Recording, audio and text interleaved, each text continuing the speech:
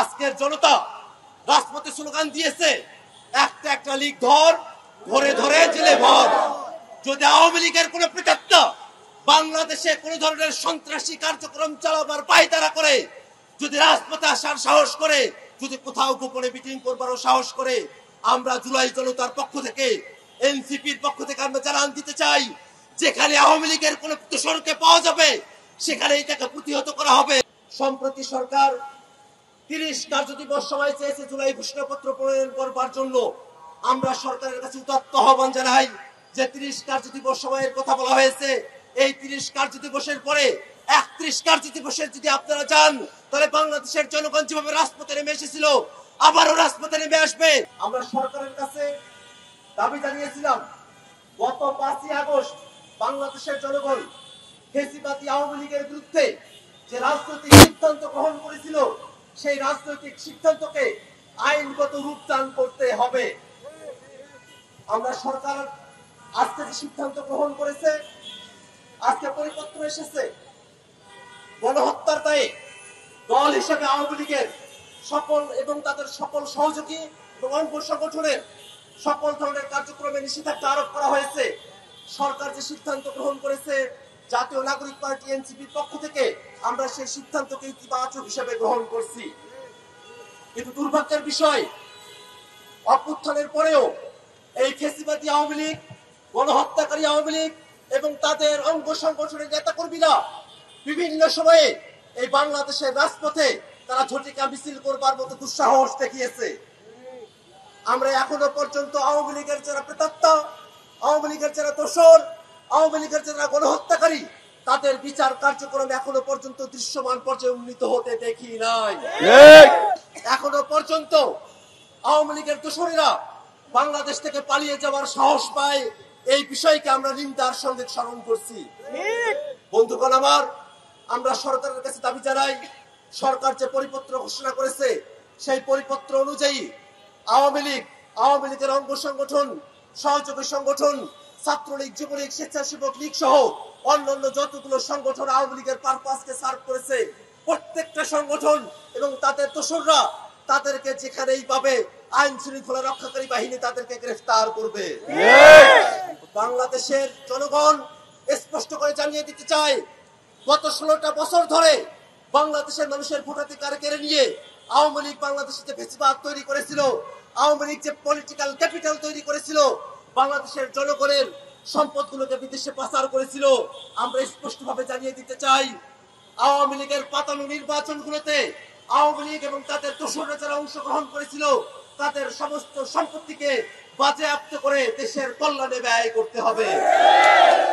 সংগ্রামী জনতা, দলগতভাবে আওয়ামী লীগকে বিচারের যে প্রভিশন আন্তর্জাতিক অপরাধ ট্রাইব্যুনাল আইনে যুক্ত করা হয়েছে, সেটাকে কার্যকর করতে হলে আন্তর্জাতিক অপরাধ ট্রাইব্যুনাল এখন যে ধীমে তালে চলছে, এখন যে মন্থর গতিতে চলছে, এখন যে শূন্যতার মধ্য দিয়ে চলছে, তেমন কোন মন্থর গতির আন্তর্জাতিক অপরাধ ট্রাইব্যুনাল আওয়ামী লীগের বিচার করার সক্ষমতা রাখে না।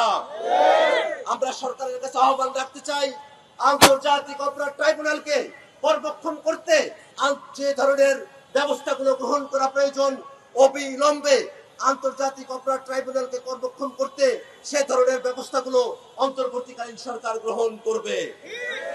বন্ধুগণ আমার, আমরা দীর্ঘ সময় ধরে জুলাইয়ের যারা যোদ্ধা, জুলাইয়ের যারা শহীদ, জুলাইয়ে যারা অংশগ্রহণ করেছে, আমরা প্রত্যেকে জুলাইকে সংরক্ষণের জন্য, জুলাইয়ের আকাঙ্ক্ষাকে ধারণ করবার জন্য জুলাই ঘোষণাপত্রের দাবি সরকারের কাছে জানিয়ে এসেছি। দুর্ভাগ্যের বিষয়, বিভিন্ন সময় সরকারের তরফ থেকে আমাদের কাছে সময় চাওয়া হয়েছে। সম্প্রতি সরকার 30 কার্যদিবস সময় চেয়েছে জুলাই ঘোষণাপত্র প্রণয়ন করবার জন্য। আমরা সরকারের কাছে উদাত্ত আহ্বান জানাই যে 30 কার্যদিবস সময়ের কথা বলা হয়েছে, এই 30 কার্যদিবসের পরে 31 কার্যদিবসের যদি আপনারা যান, তাহলে বাংলাদেশের জনগণ যেভাবে রাজপথে নেমে এসেছিল আবারও রাজপথে নেমে আসবে। সেই রাজপথে নেমে আসার আগেই অন্তর্বর্তীকালীন সরকারকে জুলাইয়ের ঘোষণাপত্র প্রণয়ন করে জারি করতে হবে। বন্ধুগণ আমার, বাংলাদেশের রাজনীতিতে আওয়ামী লীগকে কোনোভাবে পুনর্বাসনের আর কোনো সুযোগ নাই। দলগতভাবে আওয়ামী লীগ বাংলাদেশের উপর যে গণহত্যা চাপিয়ে দিয়েছিল, যে মানবতা বিরোধী অপরাধ চাপিয়ে দিয়েছিল, সেই অপরাধের বিচার হতে হবে। সেই অপরাধের দায়ে যারা দায়ী আছে তাদের সকলকে যথোপযুক্ত শাস্তির আওতায় নিয়ে আসতে হবে। বন্ধুগণ আমার, ফেসিবাদী দল হিসেবে, গণহত্যাকারী দল হিসেবে, মানবতা বিরোধী দল হিসেবে আওয়ামী লীগের কার্যক্রমকে নিষিদ্ধ করা হয়েছে। কিন্তু অতীব দুঃখের বিষয়, বাংলাদেশ রাষ্ট্রটি এতদিন পর্যন্ত যে সংবিধানের আলোকে পরিচালিত হয়েছে, যে আইন কানুন নীতি নির্ধারণের মধ্য দিয়ে গিয়েছে, এখনো পর্যন্ত বাংলাদেশের আইনে, বাংলাদেশের সংবিধানে ফেসিবাদ এবং স্বৈরতন্ত্রের আলামত বিদ্যমান রয়েছে। শুধু আওয়ামী লীগকে নিষিদ্ধ করে ফেসিবাদের উপাদানকে বাংলাদেশ থেকে বিলোপ করা সম্ভব নয়। যদি ফেসিবাদ থেকে বাংলাদেশকে মুক্ত করতে হয়, যদি ভবিষ্যতে বাংলাদেশে আর কোনো ফেসিবাদকে আমরা চাপিয়ে দিতে না চাই, তাহলে অবশ্যই অবশ্যই আমাদেরকে নতুন রাজনৈতিক বন্দোবস্তের মধ্য দিয়ে নতুন সংবিধান প্রণয়ন করতে হবে। বাংলাদেশের রাজনৈতিক শক্তিগুলো, বিভিন্ন রাজনৈতিক পক্ষগুলোকে আমরা আহ্বান জানাতে চাই, আওয়ামী লীগের বিষয়ে রাজনৈতিক দলগুলো যেমন একাত্ম হয়েছে, তেমনই ভাবে সামনে ফেসিবাদ বিরোধী ক্ষমতার ভারসাম্যপূর্ণ একটি সংবিধানের ব্যাপারেও অপরাপর রাজনৈতিক দলগুলো একমত হবে, জনগণের ভাষায় কথা বলবে। আজকের প্রেস কনফারেন্স থেকে আমরা দলগুলোর কাছে আশাবাদ ব্যক্ত করতে চাই। বন্ধুগণ আমার, আজকের জনতা রাজপথে স্লোগান দিয়েছে, একটা একটা লীগ ধর, ধরে ধরে জেলে ভর। যদি আওয়ামী লীগের কোন প্রেতাত্মা বাংলাদেশে কোন ধরনের সন্ত্রাসী কার্যক্রম চালাবার পায়তারা করে, যদি রাজপথে আসার সাহস করে, যদি কোথাও গোপনে মিটিং করবারও সাহস করে, আমরা জুলাই জনতার পক্ষ থেকে, এনসিপির পক্ষ থেকে আমরা জানান দিতে চাই, যেখানে আওয়ামী লীগের কোন দোষরকে পাওয়া যাবে সেখানেই তাকে প্রতিহত করা হবে, ধরে নিয়ে এসে তাকে বিচারের মুখোমুখি করা হবে, জেলখানায় পাঠানো হবে। বাংলাদেশকে কোনোভাবেই আওয়ামী ফেসিবাদের দোষরদেরকে আমরা এক বিন্দু পরিমাণে ছাড় দিতে প্রস্তুত নই।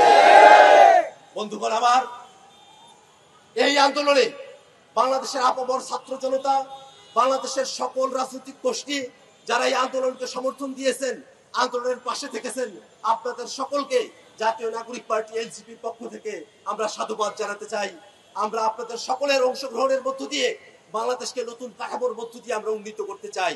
বন্ধুগণ আমার, আওয়ামী লীগের কার্যক্রম নিষিদ্ধের দাবিতে যে আন্দোলন আমাদের চলে এসেছে, সে আন্দোলনকে ফেসিবাদী ব্যবস্থা মুক্ত নতুন সংবিধানের দাবিতে আমরা পর্যবেসিত করতে চাই।